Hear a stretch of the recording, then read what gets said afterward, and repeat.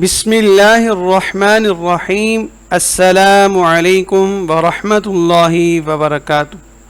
اردو اسلامی واقعہ میں خوش آمدید۔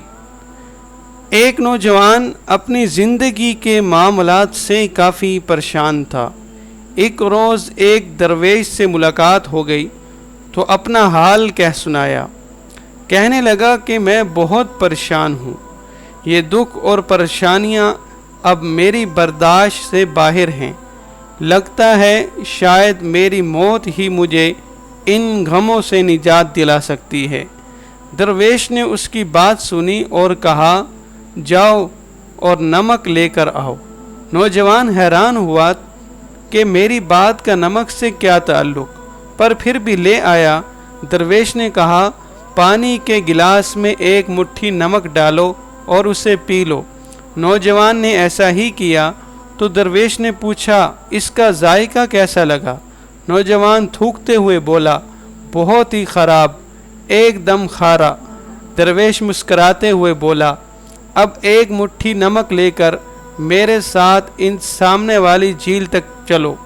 صاف پانی سے بنی اس جھیل کے سامنے پہنچ کر درویش نے کہا، چلو اب اس مٹھی بھر نمک کو پانی میں ڈال دو اور پھر اس جھیل کا پانی پیو۔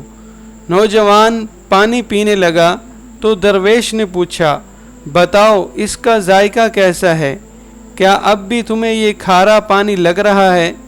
نوجوان بولا، نہیں، یہ تو میٹھا ہے، بہت اچھا ہے۔ درویش نوجوان کے پاس بیٹھ گیا اور اس کا ہاتھ تھامتے ہوئے بولا، ہمارے دکھ بالکل اسی نمک کی طرح ہیں۔ جتنا نمک گلاس میں ڈالا تھا اتنا ہی جھیل میں ڈالا، مگر گلاس کا پانی کڑوا ہو گیا اور جھیل کے پانی کو مٹھی بھر نمک سے کوئی فرق نہیں پڑا۔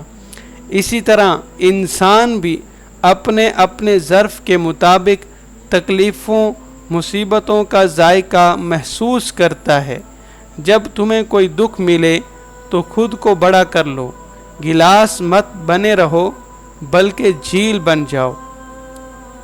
لا یکلف اللہ نفسا الا وسعها۔ اللہ تعالیٰ کسی پر اس کی ہمت سے زیادہ بوجھ نہیں ڈالتے، اس لیے ہمیں ہمیشہ یقین رکھنا چاہیے کہ جتنے بھی دکھ آئیں ہماری برداشت سے بڑھ کر نہیں ہوں گے۔